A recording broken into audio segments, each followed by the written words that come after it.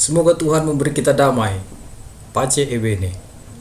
Bapak, Ibu, Saudara-saudari, pada kesempatan kali ini saya ingin mengajak kita untuk kembali mengingat tentang sakramen inisiasi.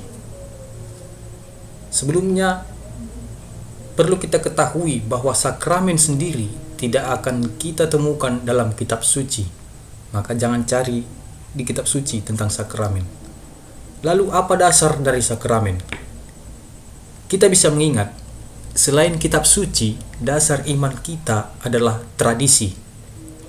Nah, sakramen itu berasal dari tradisi Yahudi lewat ritus-ritus yang mereka buat, yang kemudian diadopsi dan diperbarui oleh jemaat perdana, yang menyangkut baptisan dan ekaristi atau makan bersama.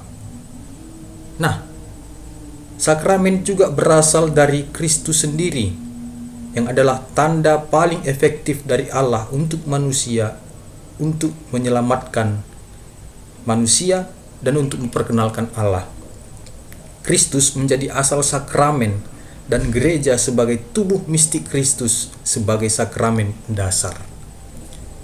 Kemudian dari semua itu kita bisa mendefinisikan bahwa sakramen adalah peristiwa konkret duniawi yang menandai, menampakkan, melaksanakan, dan menghadirkan karya keselamatan Allah secara tepat dan sempurna.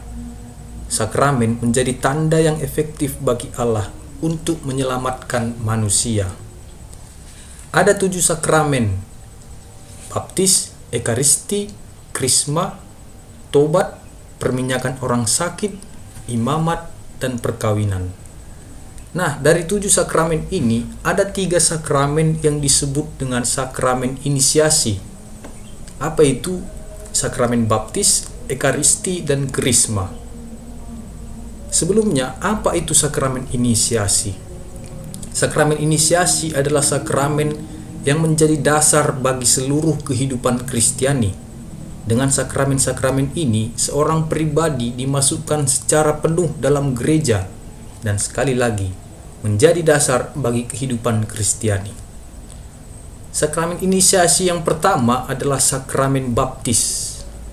Nah, membaptis artinya menenggelamkan ke dalam air.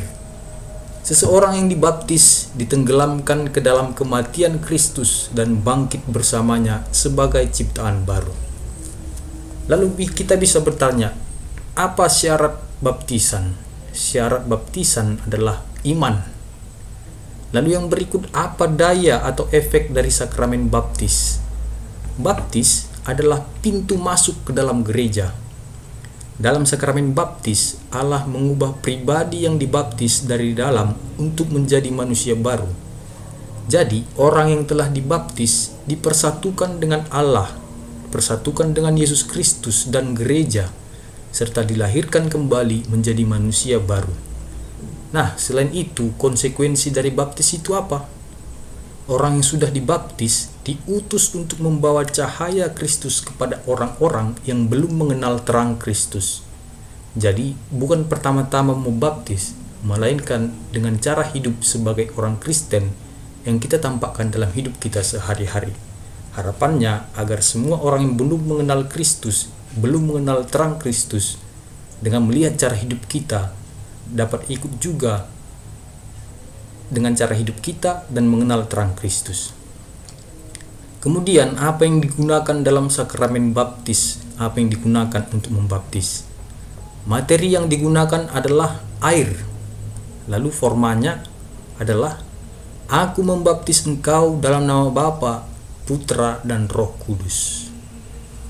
Lalu pemberi sakramen baptis adalah, yang pertama dan utama itu adalah Yesus sendiri, lewat para orang-orang yang sudah ditahbis.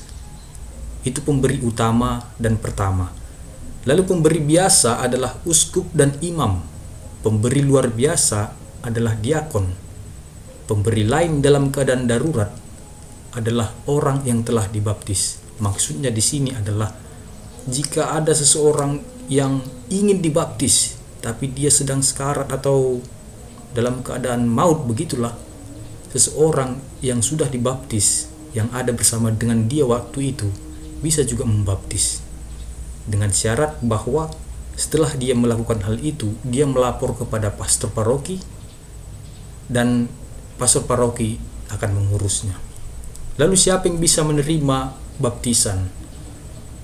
Singkatnya adalah semua orang yang belum dibaptis.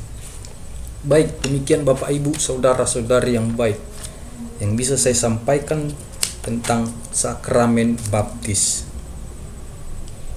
Ada memang banyak pertanyaan tentang ini, masih banyak pembahasan. Maka kalau ada kita yang mau bertanya, bisa ditanyakan lewat email atau kepada Bapak Aritonang, bisa juga nanti dihubungi supaya kita bahas pada pembahasan selanjutnya. Demikian yang bisa saya sampaikan. Semoga berguna bagi kita, semakin mengingatkan kita akan baptisan kita, bahwa dengan baptisan kita dilahirkan menjadi orang yang baru, menjadi manusia yang baru. Semoga Tuhan memberi kita damai. Pace e bene.